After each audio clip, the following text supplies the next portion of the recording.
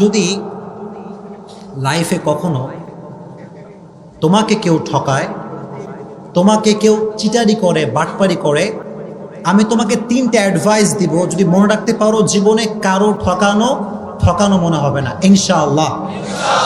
যদি লাইফে একদম আমার চোখে চোখ রাখো যুবকরা, যদি তোমার গার্লফ্রেন্ডও ঠকায়, তোমার বন্ধু ঠকায়, যেই ঠকাক না কেন, 3টা অ্যাডভাইস মনে রাখবা। যদি বলো কয়টা অ্যাডভাইস? নাম্বার 1, কেউ যদি তোমারে কখনো ঠকায়, তুমি আগেই বিশ্বাস করবা আমি ঠকি না, আমি জিতে গেছি আলহামদুলিল্লাহ। কারণ মানুষ যে মানুষকে ঠকায়, এর সবচেয়ে বড় মাধ্যম হচ্ছে মিথ্যে কথা, মিথ্যে আশ্বাস, মিথ্যে ছলনাময় ভালোবাসা। ছ্যাঁকা খাইয়া যুবক বেকা হয়ে যায়, হ্যাঁ দিন যৌবন কিচ্ছু আর ভালো লাগে না। তো এই যে মানুষ তোমাকে ছ্যাঁকা দেয়, কষ্ট দেয়, প্রতারণা করে, এটা মিথ্যের মাধ্যমে মানুষ বেশি করে। হাদিস শোনেন, একবার রাসূল করিম সাল্লাল্লাহু আলাইহি ওয়াসাল্লামকে একজন সাহাবী বলল, ইয়া রাসূলুল্লাহ, আপনার উম্মত কি জিনা করতে পারে?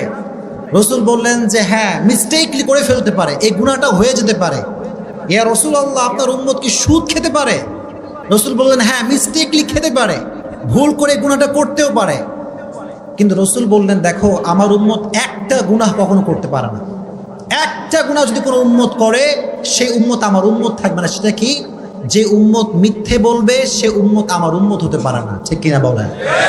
তো যে আপনার সাথে বাটপারি করছে, সে নবীজির উম্মত থেকে বের হয়ে গিয়েছে। আর আপনি যদি ধৈর্য ধারণ করতে পারেন, আল্লাহর উপর তাওয়াক্কুল করতে পারেন, ইন্নামা ইউওয়াফাস সাবিরুনা আজরাহুম বিগাইরি হিসাব, যে ব্যক্তি সর্ব অবস্থায় ধৈর্য ধারণ করবে, কিয়ামতের কঠিন ময়দানে আল্লাহ তাআলা তাকে বলবেন তুমি দাঁড়াও।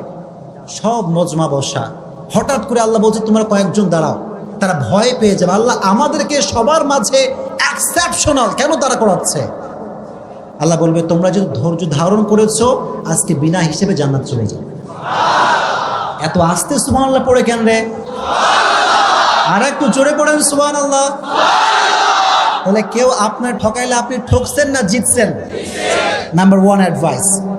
নাম্বার 2 অ্যাডভাইস হচ্ছে, যখনই ঠকবেন, কষ্ট পাবেন, আগেই পড়বেন আলহামদুলিল্লাহ। এত আস্তে কেন? জোরে পড়েন আলহামদুলিল্লাহ। কেন আলহামদুলিল্লাহ? শুনুন, হতাশ হবেন না।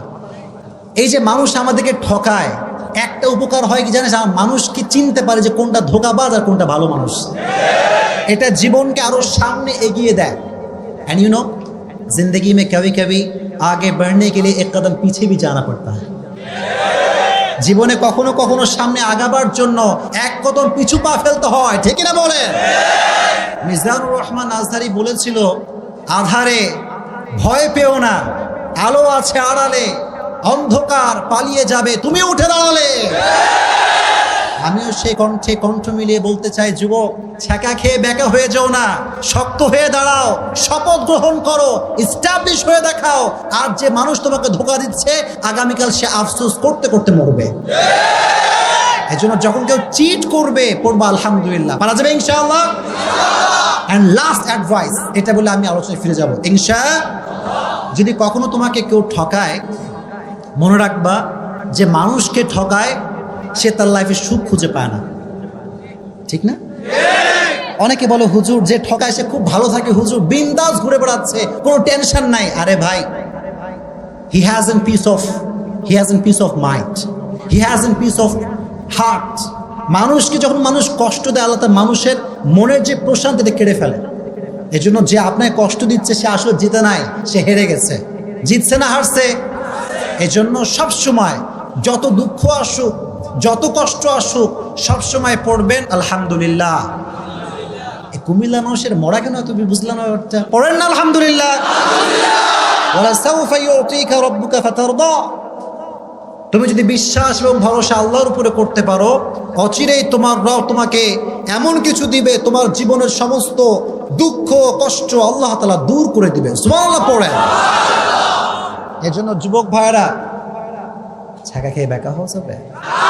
এই কথা মনে থাকবে তো ইনশাআল্লাহ। আমি আসছি মোটিভেট করার জন্য, আমার কাজই তো এইটা। কি আমার ওয়াজ আপনারা শোনেন নাই? আমি যখন রাস্তাঘাটে যাই, আপনারা বিশ্বাস করবেন না, এই যে এদের মতো যুবকগুলো সেদিন রাজশাহীতে, আমি থাকি কোথায়, কাছে না দূরে? অনেক দূরের মানুষ আমি। তো কুমিল্লা আসলে মনে হয় যে আমি নিজের জেলায় আসছি, এত ভালোবাসে কুমিল্লার মানুষ।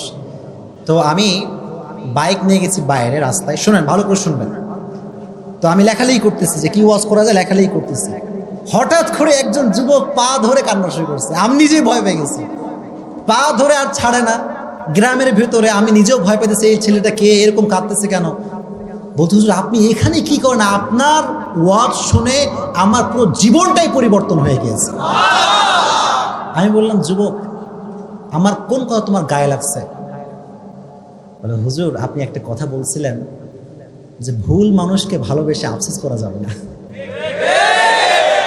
তো বলছে, হুজুর জীবনে এই মিস্টেকটা আমি করছি, তো করার পরে আমার পুরো জীবনটাই শেষ হয়ে গেছিল। মদ গাঁজা বিড়ি খেয়ে অবস্থা খারাপ, যে ভালোবাসা মানুষ পাইলাম না কেন রে, হ্যাঁ জীবন যেমন সব শেষ। তা আমি যখন বলছি আফসোস করা যাবে না, তখন সে এই লাইফটা থেকে আল্লাহর পথে ফিরে আসছে। এজন্য আজকে যে কথাগুলো বলবো এটা শুনে আল্লাহর পথে ফিরে আসতে হবে। রাজি আছেন ইনশাআল্লাহ?